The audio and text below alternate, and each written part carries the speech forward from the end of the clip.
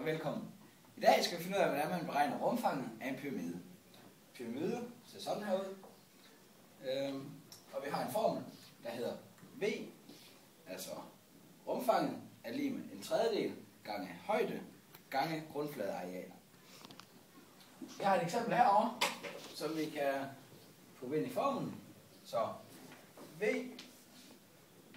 er lig med en tredjedel, den ændrer vi ikke på. H, kan vi se herovre, den er 1,5, så vi ganger med 1,5. Og så ganger vi med G.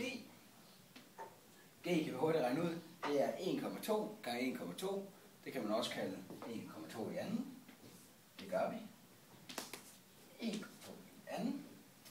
Og så finder man så ud af, med lidt hurtigt hovedregning, kan vi så regne ud, at det giver 0,72. Så